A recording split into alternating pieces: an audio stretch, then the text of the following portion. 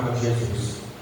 Voltando-se, ele lhes disse: se alguém vem a mim, mas não se desapega de seu pai, sua mãe, sua mulher e seus filhos, seus irmãos e suas irmãs, e até da sua própria vida, não pode ser meu discípulo.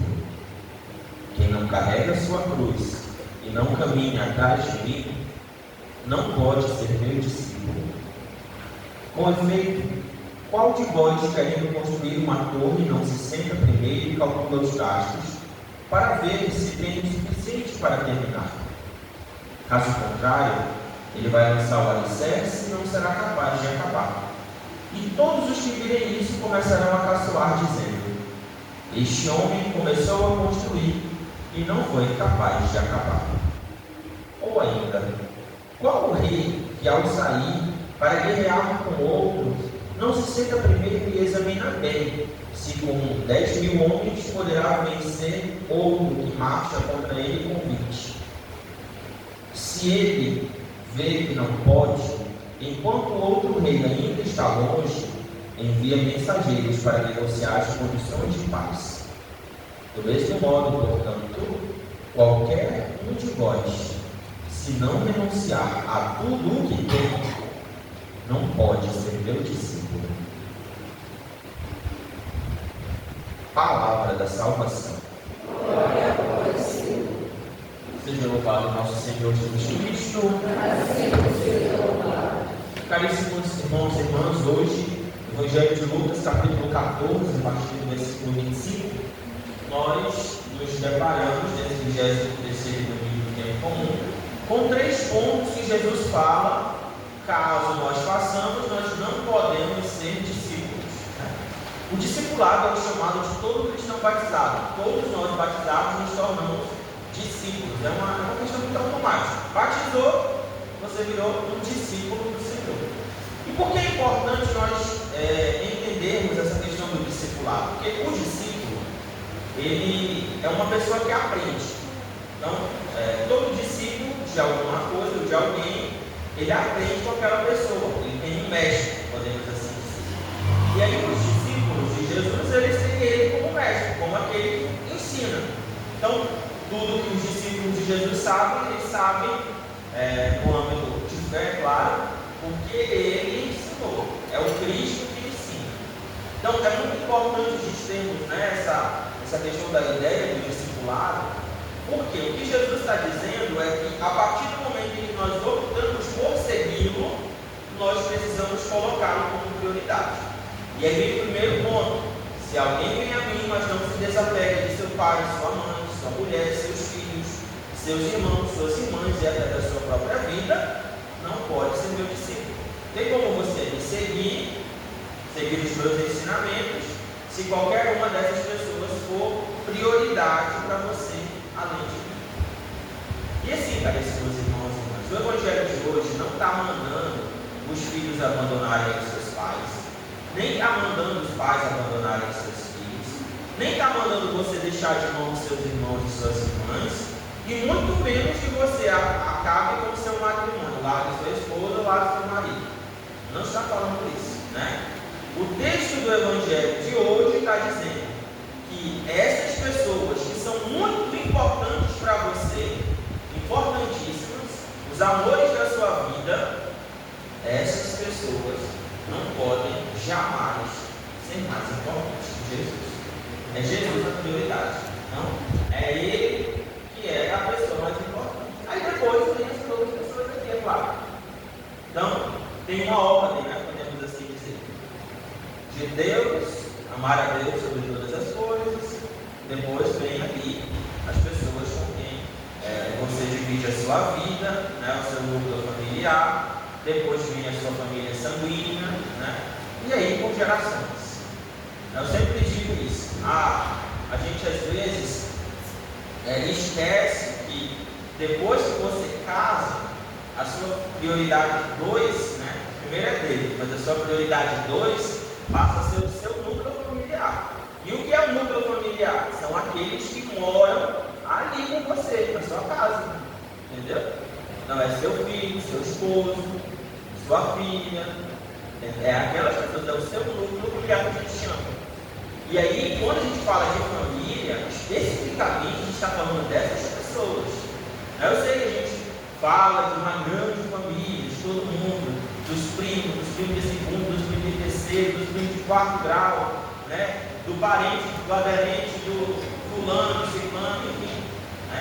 Só que a sua família nuclear, né? Aquele ponto ali essencial, são essas pessoas que estão com você no cotidiano.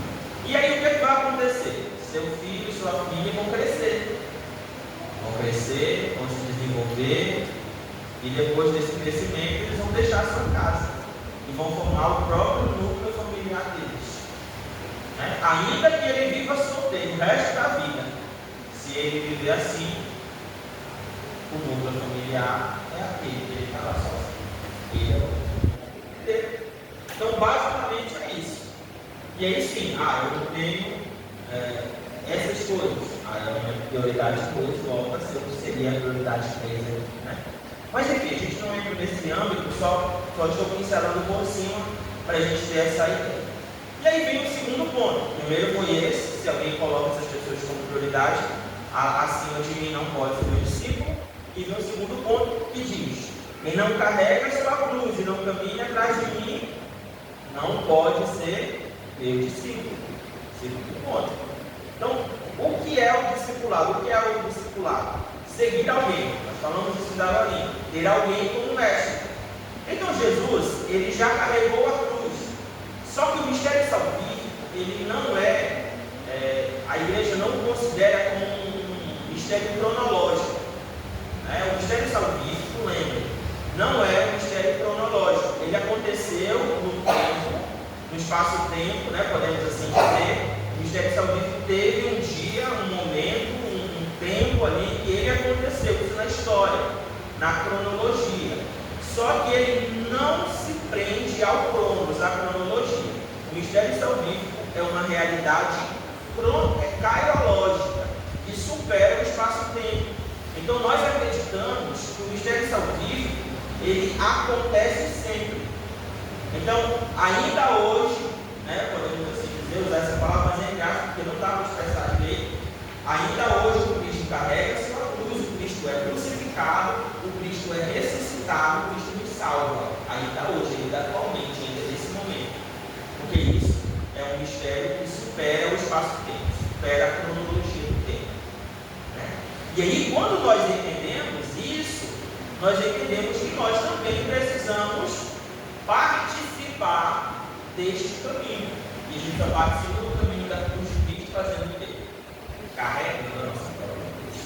E aqui, gente, é um ponto importante, porque cruz, quem carrega é quem é o dono dela. Cada um tem a sua. Quando você nasce, né, Deus, e você foi batizado, se tornou discípulo ali, o seu presente de Deus, que Deus te deu uma cruz, para você carregar. E aí, no decorrer da sua vida, a cruz vai se adaptando a você. É claro, fica maior, você vai crescer, né? Mas no final das contas, todo mundo tem a sua. Agora, se eu começo a carregar a minha cruz e a cruz de outra pessoa, já falei isso aqui na comunidade, eu vou me sobrecarregar. Então, cada um precisa carregar a sua cruz. E qual é a missão dos pais nisso daqui? Ensinar cada um dos seus filhos a carregar a sua própria cruz. Só que muitas das vezes os nossos pais cometem erros conosco. Não cometem? Vocês já viram o pai cometer um erro com o filho? Ele vai deixando, né? Não ensina o filho a crescer, não ensina o filho a se desenvolver, não ensina o filho a sonhar. Minha gente, eu digo para vocês, uma das coisas que eu aprendi mais cedo na minha vida foi a sonhar, a deixar de morar com meus pais, né? E assim, não era nada demais, eu não tinha, sei lá, porque eu gostava, não era isso, eu amo minha mãe, eu amo meu pai de coração, eles gostavam demais de estar ali. Mas eu queria, meu maior sonho de vida era ver o meu cantinho, né? Porque, primeiro, eu não era mais obrigado, olha o pensamento do adolescente, né? Eu não era mais obrigado na época eu não era mais obrigado a obedecer. Eu sabia da catequese que a obediência ela acessa quando a gente deixa de morar com nossos pais, né? Aí eu tenho, sei lá, 55 anos, eu ainda moro com meus pais. e tem que obedecê-los, viu? Porque toda vez que você mora com o seu pai ou a sua mãe, você é obrigado a obedecê-los enquanto mora sob o mesmo teto. A partir do momento que você deixa de morar com eles, você perde a obrigatoriedade da obediência, porém tem uma obrigatoriedade que não cessa. Como é o nome? Respeito. Então o respeito, ele permanece por toda a vida. O filho desrespeitoso com seus pais é um filho que os desonra. E a desonra, o desrespeito, é muito maior que a desobediência. Porque desobedecer, quando o seu pai pediu para você, sei lá, lavar a louça do almoço, você com preguiça não fez, né? Isso é uma desobediência, certo? Pecado. Mas desrespeitar é, além de não fazer, brigar, gritar, pedir, birra, isso não. Não pode, durante toda a vida, você pode estar o mais velhinho possível, né? Você precisa respeitar os seus pais até o fim de sua vida. A obediência, como eu falei, ela cessa quando a gente deixa de morar na mesma casa. É porque às vezes a gente se apega, vai obedecer, agora não é assim que funciona, né? E é claro, gente, o não obedecer aqui não, está muito além daquele negócio, os nossos pais deu um bom conselho para a gente, indicou um bom caminho, a gente não vai obedecê-los, né? Não é isso. Então, bons conselhos e bons caminhos a gente tem que sempre seguir, tá bom? Então, lembrando disso aqui, é claro. Então, quem não carrega a sua cruz e não caminha atrás de mim, pode ser meu discípulo. Qual é a sua cruz? Você já sabe, né? Depois de um tempo que a gente cresce, a gente começa a identificar o que é a nossa cruz. A gente carrega com mais tranquilidade. Um dos grandes problemas nossos é ficar negando. Eu tenho uma dificuldade, eu tenho, não tenho não. Né? Fica nisso, é o famoso negativo. Não, eu tenho dificuldade com esse âmbito da minha vida. Não, eu não tenho. Não tenho de jeito nenhum. Isso daqui é coisa da minha cabeça, eu não tenho não. Tem sim, cara. Você tem. Usando até aqui o J. Bahia, cara. Né? Você tem esse problema, aceita o problema que você tem. Quando a gente aceita o problema que a gente tem, a gente supera ele. Porque a partir do momento que eu entendo que eu tenho aquela dificuldade, é a partir daquele momento que eu vou trabalhar aquela dificuldade que eu tenho. Sabe por que muitas pessoas não se curam do alcoolismo? Porque não aceitam que são alcoólicos. Sabe por que muitas pessoas não se curam de muitos outros vícios?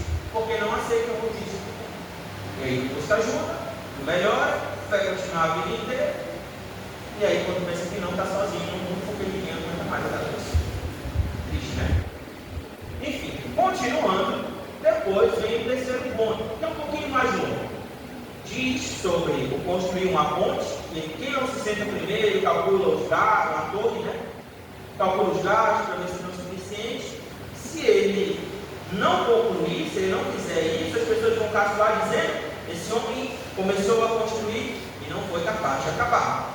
E vem o segundo ponto, quando diz que quando o rei que sai para guerrear com o outro, se sempre examina se ele pode vencer o outro que tem 20.000 soldados com os 10.000 que ele tem. Se ele não tiver, ele primeiro manda logo os mensageiros de paz, que é para negociar as condições de paz para não entrar em guerra, porque ele sabe que vai perder.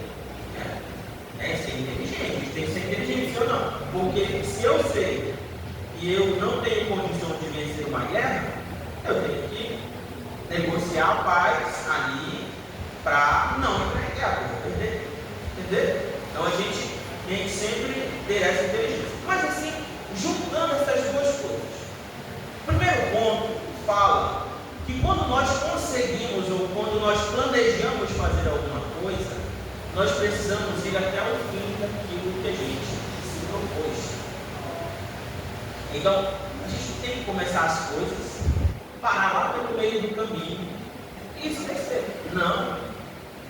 Eu comecei o meu objetivo e vou lutar pelo meu objetivo até eu consegui-lo.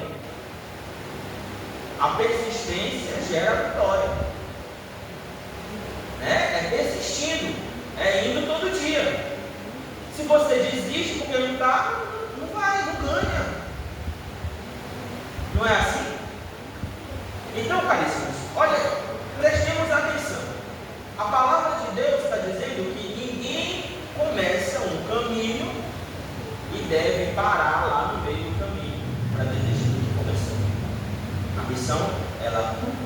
cuidado no começo, você deve ir com esta até o final.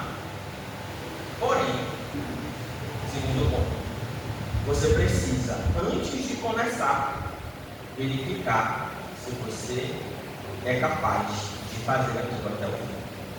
Se você não for capaz de começar e concluir o que você entendeu de fazer, não comece. Basicamente é isso. Então é a mesma coisa. Às vezes todo mundo quer te passar a batata quente, sei lá, de alguma coisa da sua vida. Não, vai, você vai dar conta, você vai dar conta. Não, você sabe, você se conhece, você entende que aquilo não é para você. Você tem total liberdade para dizer, não, eu não posso. É simples. Né? E aqui, por exemplo, eu cito para vocês, antigamente existia um problema, eu digo que é um problema, que era de não se pode recusar quando alguém te convida para ser padrinho. Vocês já viram essa frase? Não se pode recusar quando alguém te convida para ser padrinho. E é por isso que tem tanto padrinho faz junto no mundo hoje em dia. Né? Por quê? Porque tem que aceitar, aí a pessoa sabe que ela não dá conta de ser padrinho, madrinho de ninguém, ela vai lá e aceita. Não. Se você não dá conta de alguma coisa, não vá. É simples. Muito simples. Se eu, por exemplo, vai chegar a corrida da padroeira, né? Aí vai ter duas opções. Os fracos, que é nós, né? Graças a Deus, precisamos da caminhada. Aí a gente dá um piquezinho, aí caminha um pouquinho, né? Aí esse daqui é pra gente, é menor o percurso, 5 km. A gente anda de boa. E vai ter os corredores, que vão correr mesmo, né? E tem que ir correndo para concluir o percurso maior, porque é maior, os corredores é grande, você vai dar a volta todo dia na cidade e vai chegar na hora de passar com o Chico para debaixo do coisa, né? Então, eu vou nesse daí, ano que vem eu vou, mas esse ano eu não dou conta, né? Vou passar o dia todinho esperando lá o último passar com o seu chip dentro do arco lá da padroeira, não vai. Por quê? Porque eu sei que eu não dou conta, entendeu? Mas, se eu dou conta, se eu quero me superar, faz. Mas quando você começar, vá até o fim. Vá até o fim. E aqui, caríssimos, a gente tem que ter essa ideia sempre no nosso coração. Nós não fomos feitos, né? E a gente pode citar até exemplos práticos aqui de vocês. Né? Nos últimos 4 anos anteriores, foi 4 ou foi 3, eu acho, não lembro direito. Foi 3, né? Nos últimos 3 anos anteriores, ano passado, ano retrasado e ano retrasado, quem ganhou o campeonato da Semana da Paz no Interclube? O Mizuno, não foi o Mizuno que ganhou? 3 títulos seguidos, não foi? Eles ganharam. No passado, ano retrasado, 3 títulos seguidos. E o outro que ganhou esse ano, o Arena Campinho, ele passou quanto tempo sem ganhar? Não ganhava desde 2018, eu acho, era 2019. Foi assim. 2019 foi a última vez, né? Se eles tivessem desistido porque não estavam ganhando mais há tantos anos, eles tinham ganhado esse ano? Não, não tinham. Então a gente tem que compreender que a persistência, ou tentar de novo, lutar de novo, ir de novo, gera a vitória. A gente vai conseguir, mas a gente não pode desistir, se a gente sabe que a gente vai dar conta. Vocês compreendem? Então isso daqui se aplica muito na nossa vida de cristão, no nosso cotidiano. E aí conclui o texto do Evangelho de hoje dizendo: do mesmo modo, qualquer um de vós, se não renunciar a tudo o que tem, não pode ser meu discípulo. Qualquer um de vós, se não renunciar a tudo o que tem, não pode ser meu discípulo. Esse renunciar é largar tudo de mão? Não. É colocar Deus sempre como a sua prioridade. Tudo dele, por ele, para ele. Pelos séculos dos séculos. Amém. Louvado seja nosso Senhor Jesus Cristo.